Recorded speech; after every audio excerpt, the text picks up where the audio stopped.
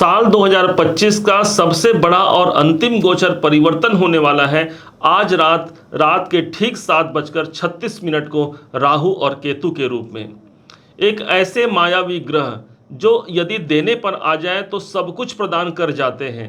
एक ऐसे ग्रह राहु जहां पर इनका साम्राज्य बनने वाला है, 11 नंबर की राशि पर आने वाले हैं। इसमें कोई दो मत की राय नहीं है कि एक बड़े लक्ष्य, बड़े मुकाम, बड़े दायरे को हम प्राप्त करने जा रहे हैं।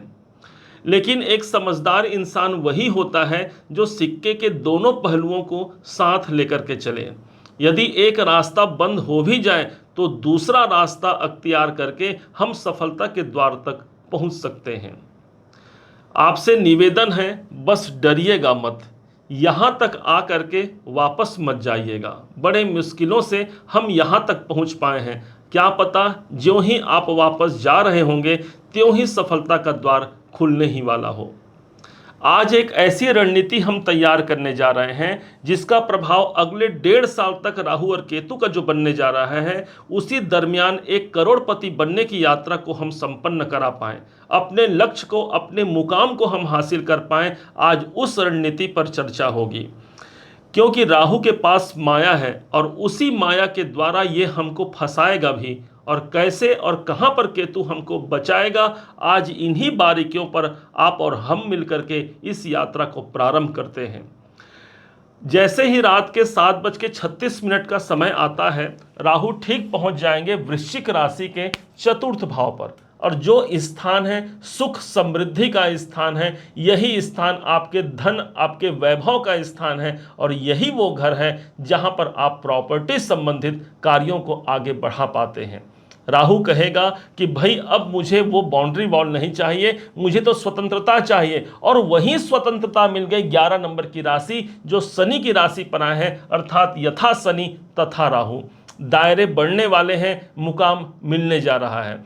कहां पर, कैसे? चतुर्थ भाव है प्रॉपर्टी। इस समय पर बहुत दिनों से यदि आप सोच रहे हैं जमीन जायदाद बनाने का, एक अच्छे माहौल यहां पर राहु हमको प्रदान करते हैं, वहां से हम जुड़ पाते हैं। यदि आप कहीं पर परिवर्तन करना चाहते हैं अपने निवास स्थान को या फिर अपने जॉब को, तो यहां पर राहु मौजूद है चतुर्थ भाव पर। वो परिवर्तन के लिए एक सबसे महत्वपूर्ण स्थान होता है चतुर्थ भाव, और राहु हमको वहां पर रहने नहीं देंगे। यही स्थान से राहु के पास जो इनकी 5वीं दृष्टि पड़ेगी, वो पड़ेगी सीधे अष्टम भाव पर, जहां पर 3 नंबर की राशि लिखी हुई है। 3 नंबर की राशि बुध की राशि होती है। बुध और राहु का संगम अच्छा माना गया है। अष्टम भाव रुकावटों का होता है, बाधाओं का होता है। अब राहु कहेगा मुझे रुकावट नहीं चाहिए, मुझे बाधा नहीं चाहिए, मैं तो एक ऐसा रास्ता अख्तियार करूंगा जहां पर सब चलते हैं, उस रास्ते पर न चलते हुए एक नया रास्ता हमको प्रदान करता है ये राहु। और तभी तो ये राहु जैसे अमृत तक पहुंच पाया था, हमारा जीवन भी एक अमृत की प्राप्ति के लिए आगे बढ़ेगा। अष्टम भाव पर राहु की दृष्टि रहेगी, अर्थात जो रुकावटें हैं उससे हम बाहर निकल करके एक नई यात्रा की ओर आरंभ करते हैं। राहु की 7वीं दृष्टि पड़ेगी जहां पर केतु हैं, परंतु यहां पर राहु का चलने वाला नहीं है, क्योंकि केतु ऑलरेडी यहां पर पहले से मौजूद रहेंगे। इनके पास जो अगली दृष्टि आएगी वो सीधे पड़ेगी नवम दृष्टि 12वें घर पर, और ये स्थान है विदेशों का। विदेश से जुड़े हुए हमारे कार्य भी बनते हैं। इस समय पर बड़े इन्वेस्टमेंट का अवसर मिलता है। कोई इन्वेस्टर की हम तलाश कर रहे हैं, वो हमसे जुड़ पाते हैं, और यहाँ पर हम अपने कार्य के दायरे को आगे बढ़ा पाते हैं, क्योंकि राहु के पास एक ऐसी शक्ति है जो किसी भी इवेंट को 10x करते हैं। यदि 12वें घर पर देख रहे हैं, अर्थात इन्वेस्टमेंट बढ़ेगा। प्रॉब्लम कहाँ आना है, कहाँ ये राहु हमको फंसा सकते हैं, कैसे केतु बचाएंगे, समझिएगा। राहु चतुर्थ भाव पर बैठे हैं। अब स्थान परिवर्तन हम करना नहीं चाहते, और लेकिन हमने देखा कि कुछ स्थान परिवर्तन करने से कुछ बड़े लाभ के अवसर मिल रहे हैं, और उस शॉर्टकट तरीके को अपना करके जब हमने अपने प्रॉपर्टी संबंधित किसी काम को किया, किसी इन स्थान परिवर्तन संबंधित कार्य को किया, तो वहां पर राहु हमको भय और भ्रम देने वाले हैं। इस बात को मत भूलिएगा, वहां राहु हमको फंसा सकते हैं। राहु की दृष्टि अष्टम भाव पर पड़ रही है। अष्टम भाव कहता है गुप्त गुप्त कार्यों का। इस समय पर जो कार्य करेंगे उसे आप गुप्तता जितना बना करके रखें, जितना आप सिक्रेसी मेंटेन कर पाए उतना आप सफल होंगे। अन्यथा वहीं पर आपने दूसरों को वो कोई फॉर्मूला बताया, अपनी तकनीक को बताई, सामने वाला आपसे पहले उसको करके क्लाइंट अपने हाथों ले जाएगा। ठीक, राहु की दृष्टि 12वें घर पर पड़ेगी। होना तो चाहिए बड़ा इन्वेस्टमेंट, लेकिन यही राहु हमको भ्रमित कर देगा और उसी इन्वेस्टमेंट के बदले में हम बड़े खर्चे से जुड़ जाएंगे। जो आवश्यक नहीं है उस आवश्यकता पर भी हमारा धन खर्च कराने के लिए ये राहु हमारे माइंड के साथ भी गेम खेलेगा। ये राहु हमको डराता है, यही राहु हमको इनसिक्योरिटी भी प्रदान करता है। लेकिन जो डर गया, समझे अपने सफर को बीच में छोड़ दिया। राहु को यदि प्रभाव को लेना है, राहु को यदि मजबूत बनाना है, तो डर से बाहर निकलना ही इस राहु की सबसे बड़ी मजबूती होती है। और यही तभी हमको अमृत तक पहुंचा पाता है राहु।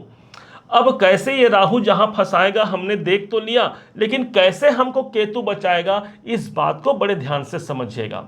जहां राहु है 180 डिग्री के अंतराल में केतु देव मौजूद रहते हैं। अब इस हिसाब से राहु को कहा गया है ये ऊपर का हिस्सा है, केतु नीचे का हिस्सा है। एक आप पेड़ देख रहे हैं, इस पेड़ में जो फल लगे हैं, जो पत्ते लगे हैं, वो राहु है जो हमको दिखता है। लेकिन वास्तव में देखा जाए तो जड़ यदि मजबूत ना हो तो कहां के फल, कहां के पत्ते। अर्थात जड़ को मजबूत करना है और उसी जड़ के जो कारक होते हैं वही हमारे केतु हैं। केतु को रूट कहा गया है, केतु को जड़ कहा गया है। इसका मतलब जब जड़ को मजबूत कर लिया जाए तो हमको राहु से जो शुभ परिणाम मिलने जा रहे हैं हमारे कैरियर में, बड़े सफलता के लिए, जो बाधाओं से मुक्ति के लिए, बड़े इन्वेस्टमेंट के लिए, तो क्या वो सुख समृद्धि हमारे जीवन पर आ जाएगा? तो बिल्कुल हाँ। केतु बैठे हैं 10वें भाव पर। 10वां भाव होता है कर्मों का स्थान होता है, और केतु कहता है कि मुझे बहुत सात्विक कर्म चाहिए, मोहि कपट छल छिद्र न भावा। अर्थात केतु जब 10वां भाव पर रहेंगे तो हमको अपने कर्मों पर सबसे ज्यादा ध्यान देने की आवश्यकता है। केतु एक पैनी नजर मानी गई है केतु की। आप ये पेन देख रहे हैं, इसमें जो हम लिखावट करते हैं ये स्थान केतु का स्थान है, और जो ऊपर में ये लग गया, इसका कवर लग गया, ये राहु है। सारा संसार किसको देखेगा? राहु को देखेगा। लेकिन जो काम कौन करेगा लिखते समय? वो केतु करेगा। इसलिए इस समय पर अपने काम का नियंत्रण अपने हाथ में रखिए, किसी और को सौंपने की आवश्यकता नहीं है। तब यह केतु आपका मजबूत होता है। केतु को ईश्वर माना गया है, ईश्वर से जोड़ने वाला ग्रह माना गया है। ईश्वर की यात्रा मुक्ति तक पहुंचाने वाला यही केतु है। जब 10वें भाव पर मौजूद रहे ना, जब कोई काम ना बने, तब एक युक्ति अपनाइएगा जरूर।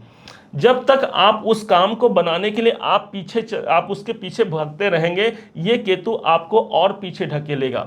लेकिन जिस वक्त आपने सोच लिया कि भगवान अब मैंने तो अपना समस्त प्रयास कर लिया है, अब तेरे हाथ में है, तू क्या करेगा भगवान, अब तू ही समझ, तब भगवान कहेंगे कि भाई पीछे हटो, मैं देखता हूं सिचुएशन क्या है, और वहीं पर यह केतु काम करेगा। ईश्वर की कृपा आपको दिला जाएगा।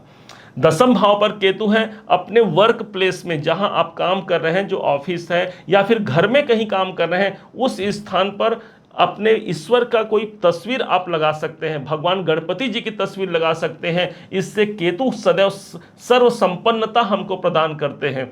10वें भाव पर केतु रहेंगे जो कि कर्म का स्थान है, और केतु कहता है मैं स्वयं सन्यासी हूं। इसलिए अपने कर्मों में भी इस समय पर संन्यास की भावना अर्थात एक साधु जैसा सोच सकता है। अर्थात अपने कर्मों पर दूसरों को देने की जब प्रक्रिया हम कायम कर लेते हैं, अपना हित हम कर रहे हैं, दूसरों के लिए हम बेहतर करना प्रारंभ कर देते हैं। अर्थात आपने अपने जड़ को मजबूत बना लिया, और जब जड़ मजबूत हो गया तो बड़े कैरियर से यही केतु हमको जोड़ जाता है। केतु के पास कुछ रुकावटें भी हैं, कुछ ये हमको ब्रेकर भी बनकर आते हैं, परंतु वो ब्रेकर इसलिए प्रदान नहीं करते कि आपका जीवन खराब हो जाए, बल्कि इसलिए प्रदान करते हैं कि राहु तो एक स्पीड है ना, बुलेट ट्रेन है राहु। तो जब उस स्पीड गति से हम जा रहे हैं तो कहेंगे भाई थोड़ा सा रुक जाओ, अपने ईश्वर तत्व को मत भूलो, ईश्वर की कृपा को मत भूलो, जो कल्चर है, जो संस्कृति हमारी है, उस कर्मों पर अपना ध्यान रखिएगा। निश्चय मानिए ये केतु एक शुभ परिणाम को देगा। 10वां भाव हमारे कर्म का है, और केतु कहता है मैं आराधना करता हूं।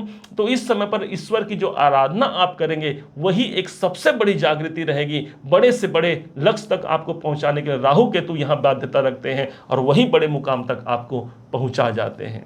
उम्मीद है आप सबने इसे समझा, आप सबने इसे जाना है। यदि आपने इसे समझा है, जाना है, मेरे समझाने का प्रयास यदि आपको सार्थक लगा हो, मेरे समझाने का तरीका यदि आपको सार्थक लगा हो, तो हर बार की भांति इस बार भी अपना प्यार भरा लाइक और कमेंट करना कभी मत भूलिएगा। और हाँ, यदि अभी तक आपने इस चैनल को सब्सक्राइब नहीं किया है, सब्सक्राइब जरूर कीजिएगा। पुनः एक बार फिर आप सभी का दिवस बहुत मंगलमय हो, इन्हीं शुभकामनाओं के साथ। जय श्री राम।